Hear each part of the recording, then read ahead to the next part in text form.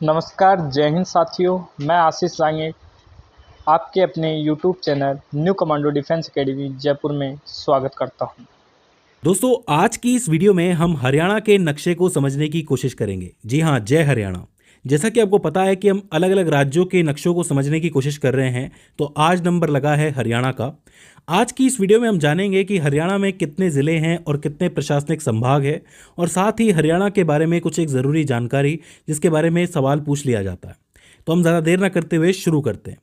देखिए, ऐतिहासिक तौर पे देखा जाए तो हमें पता है कि हरियाणा और पंजाब कभी एक ही हुआ करते थे, लेकिन वहाँ पे जब भाषाई आंदोलन शुरू हुए, भाषा को लेकर तनाव शुरू हुआ, तो भाषा के आधार पे अलग राज्य की मांग भी शुरू हो गई। तो ऐसे में साल 1966 में एक विधेयक पास हुआ जिसका नाम था पंजाब पुनर्गठन विधेयक 1966, जिसके तहत 1 नवंबर 1966 को हरियाणा का गठन कर दिया गया था। देखिए, पुनर्गठन का जब भी कोई विधेयक आता है या फिर बिल आता है, तो उसके जरिए राज्य की सीमाएं बदली जाती हैं। जैसे कि जम्मू कश्मीर के लिए भी आया था पुनर्गठन का, आपको पता है। ऐसे में लद्दाख की सीमाएं चेंज हुई थी और जम्मू कश्मीर की सीमा चेंज हुई थी, और जम्मू कश्मीर को एक केंद्रीय शासित प्रदेश बना दिया गया था, और लद्दाख को भी।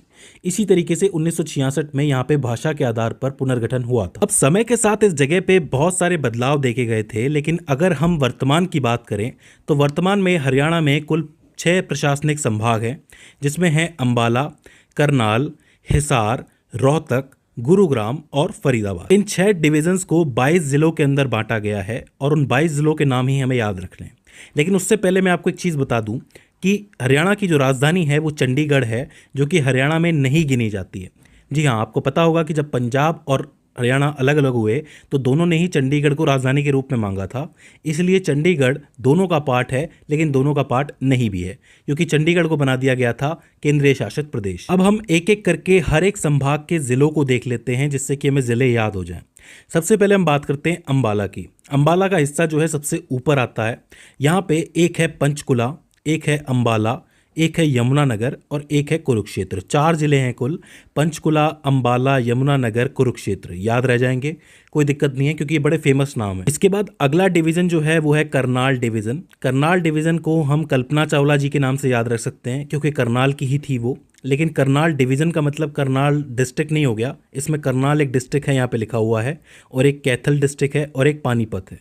तो 3 जिले आते हैं करनाल डिवीजन में, कैथल, करनाल, पानीपत। याद रखना, कैथल, करनाल, पानीपत। तो 2 डिवीजन हो जाते हैं, एक अंबाला, एक करनाल। इसके बाद बात करते हैं हिसार के बारे में। अब देखिए, हिसार ये वाला हिस्सा है, काफ़ी बड़ा आपको नजर आएगा, क्योंकि इसके अंदर 4 डिस्ट्रिक्ट्स हैं।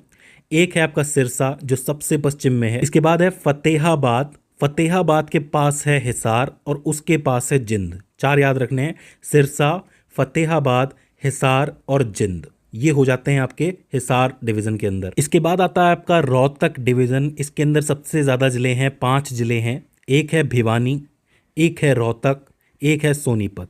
भिवानी, रोहतक, सोनीपत। इसके नीचे है चरखीधारी और झज्जर। 5 जिले हो जाते हैं, भिवानी, रोहतक, सोनीपत, चरखीधारी और झज्जर। दोस्तों, अगर इस जिले को प्रोनाउंस करने में आपको लग रहा है कि मुझसे गलती हो रही है, तो इसके लिए मैं आपसे क्षमा चाहूंगा। तो आपको ये पूरा डिवीजन 5 जिलों के साथ याद रखना है।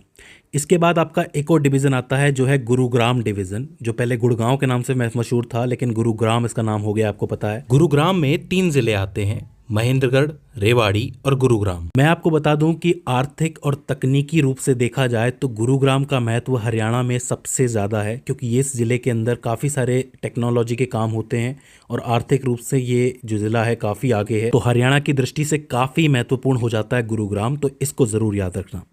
इसके बाद आपका आखिरी जो डिवीज़न है वो है फरीदाबाद डिवीज़न। फरीदाबाद डिवीज़न में आपको 3 ज़िले मिलेंगे। एक तो फरीदाबाद ये वाला हिस्सा मिलेगा ही, इसके अलावा एक पलवल और एक नूह।